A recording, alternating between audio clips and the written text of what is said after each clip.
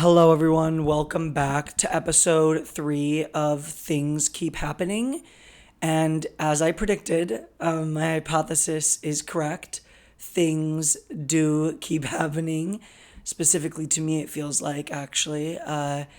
This was a really eventful weekend. I laughed, I cried, I met up with a friend from Germany, I danced at a museum, I watched a movie. I went to a bar that was so aggressively straight. I felt like I was in a Planet Earth documentary watching animals try to breed. Specifically, the episode where the salmon meet in the shallow waters. But I want to start off first with my movie that I went to with Thomas, my boyfriend. I went and saw Weapons, and it was so good. I absolutely loved it. I feel like it might be kind of like, I don't know, people might not like it, but I love movies that take such a big creative swing that you can't help but like just like respect it. But it was done so well. It was scary, it was funny, it was dramatic, it was suspenseful. And also, I love any opportunity to go to the Regal, specifically the one in Union Square. I feel like a lady. I do. I'm so sorry.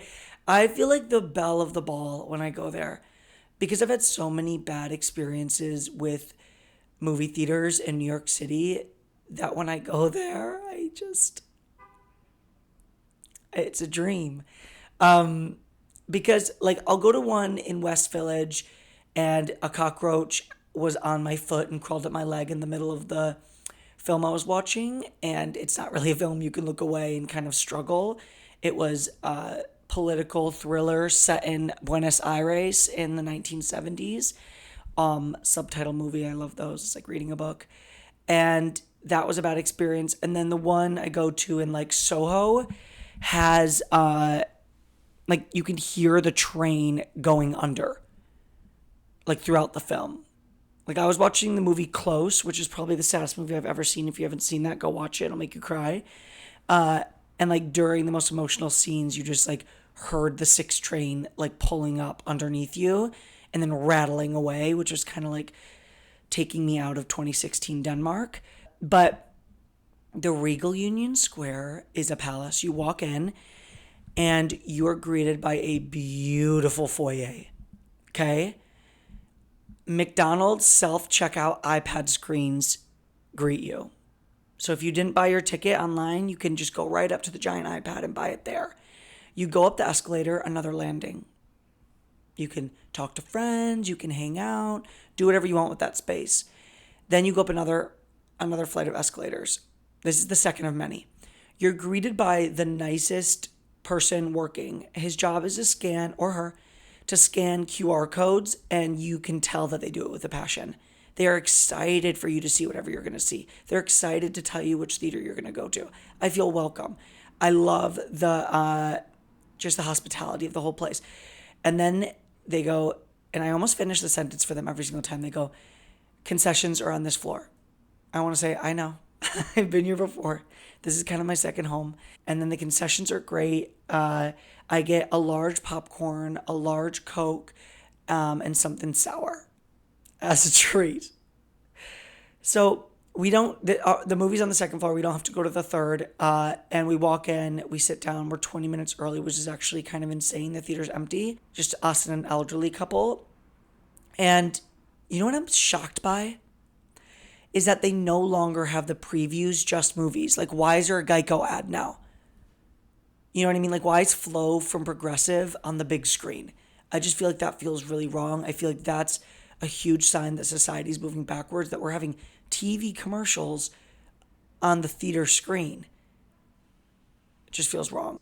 It's so important to see it in the theaters and to experience the art of cinema in a room with your peers. I mean, there's just nothing that you can really replace it with. You're laughing, you're scared, you're crying, it's communal. You're looking around, you're pointing at people. You're not doing that, but you're just experiencing things with people. And then the best part about seeing a movie in the theater is the walk home after, where you become a film critic, where you have all these hot takes. Like you have a technical expertise that the director that made the film doesn't have. Oh, I would have done this. Oh, they should have done that.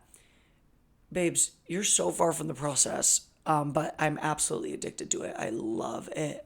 What else did I get to this weekend? Oh, I went to MOMA PS1, which is in Long Island City. Shout out Long Island City.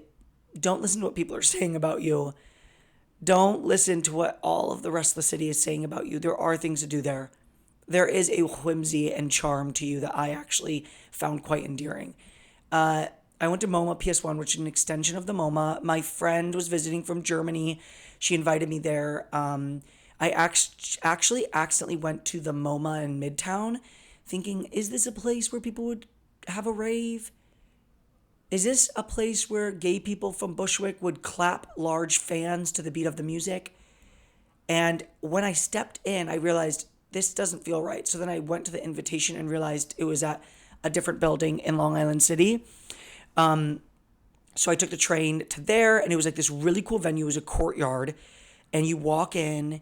It's got the gays with the fans. It's got like a DJ, and the music is like thumping in the courtyard. But then you walk into a renovated elementary school, and it's an entire exhibit, which is like really cool. Like you're in a room that's dedicated to an art exhibit that's just toilets floating from the ceiling, yet you can hear Charlie XCX thumping through the walls, which I loved. And it's only like 4 to 10 p.m., so it's like light outside, you get the sunset. It was really, really fun. And I had a really good time exploring, and then I went back outside, I danced, I loosened my hips, I felt the summer breeze kissing at my cheeks. And it's moments like those, like in summer, where you realize this isn't going to be around forever. You know what I mean? You're swaying, you're feeling the heat on your neck, your skin is slightly tanned, your pores shrink, and you noticed it in the mirror the day before. You feel good, you feel attractive, your arms are up in the air. You can't do that in winter. You can't put your arms up in the air and dance in winter.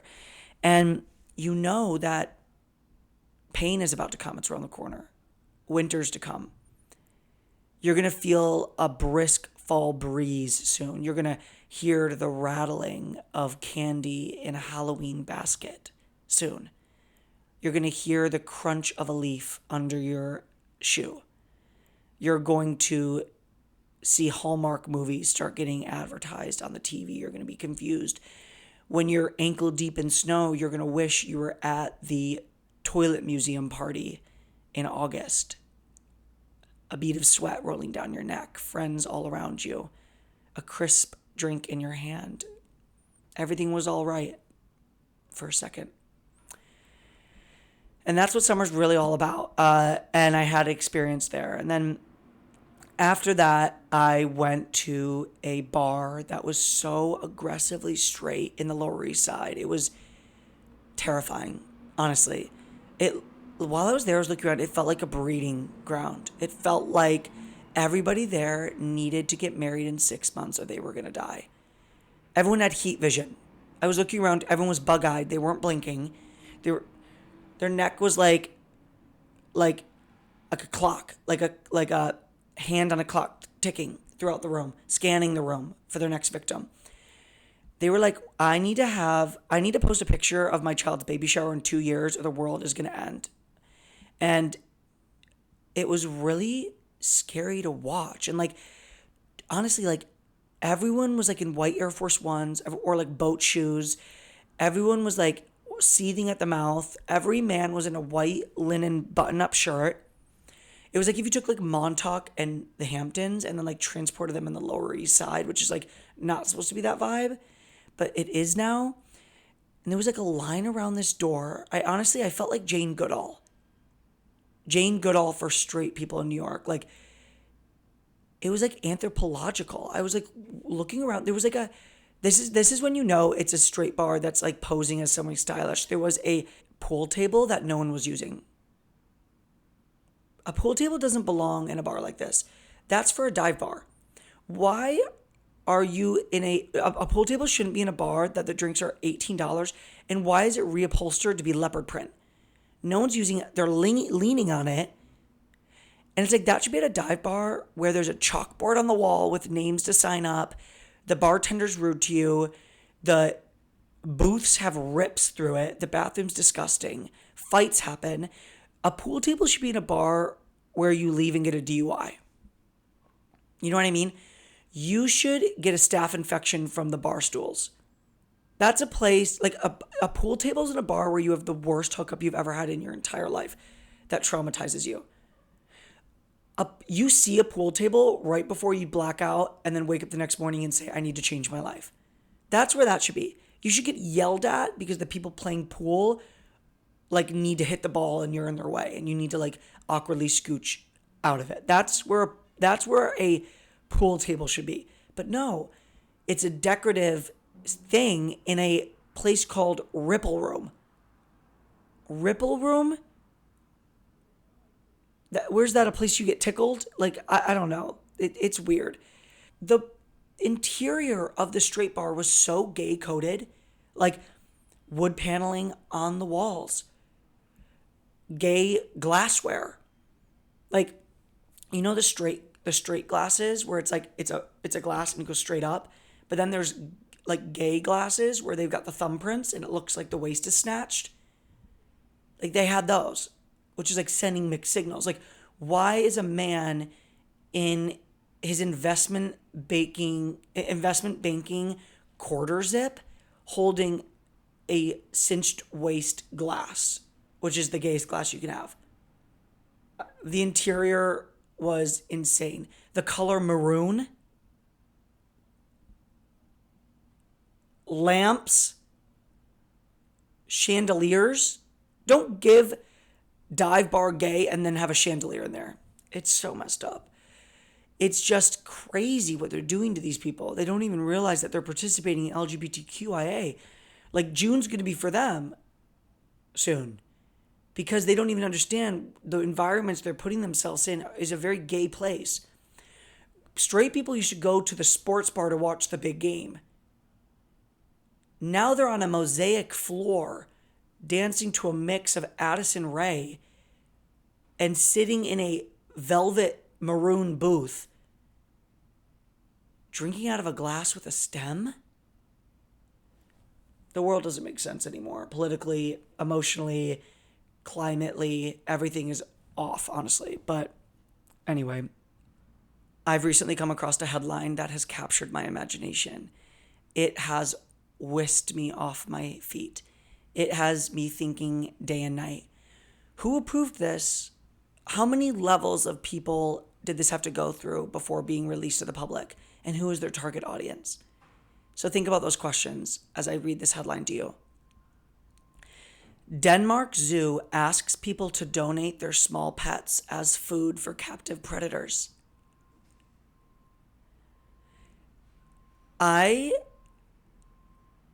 This is insane, obviously inhumane. I obviously don't support it, but the concept of this is so hilarious to me.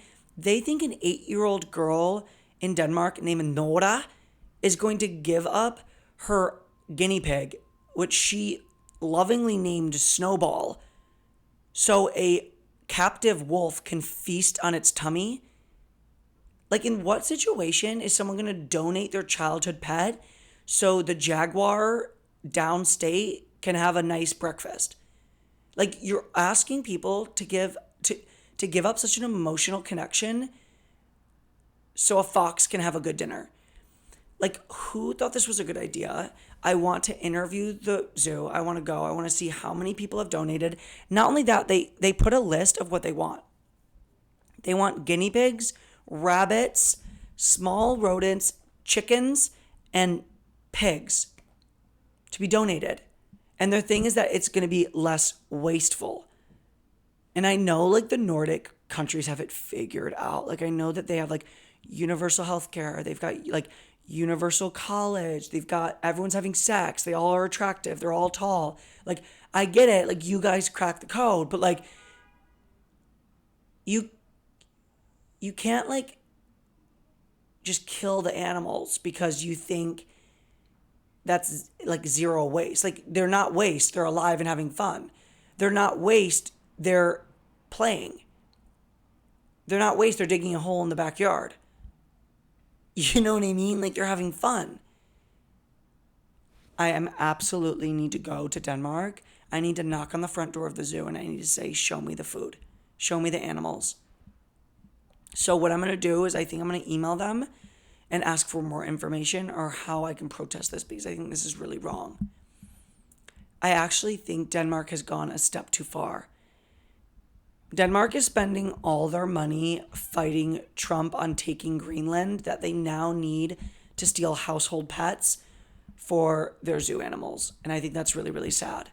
And if anyone is listening from Denmark, please DM me and tell me what the backlash is, because I'm fixated on this. I need to know the whole story. I need to know if you're thinking about donating your little dog or cat to food. Not to science, to food. The last thing I want to talk about is a book I read. Book recommendation to close off the episode. It's called Piranesi. It's so good. It's about a man that lives in a labyrinth and he doesn't know how he got there, and someone visits him. And it is so good. And I relate to the main character because I too feel like I'm trapped in a labyrinth that is life. Not knowing which direction to go, feeling lost, feeling confused, not knowing why someone put me in the situation I'm in. I think a lot of people can relate to this. It's also a really good story and the writing's really good. So that's my book recommendation. I'm hoping that this will turn into like more of like an Oprah reading club situation where I make millions of dollars. So read it and then reaffirm your commitment to me in any other product I push. That would be a dream come true to me, because if I can like build a buyers, like people that buy things, then I can like sell you stuff, and then I don't have to like worry about my student loans. But anyway, guys, thank you so much for listening to the third episode. The next episode will come out on Wednesday, and I have a feeling that things are going to keep happening. Signing off. Have a lovely, lovely day, and kiss your pets tonight. Do a butterfly kiss with your eyelashes and wish them well, because in Denmark, they're feasting on them. They're eating them. So, yeah. Bye, guys.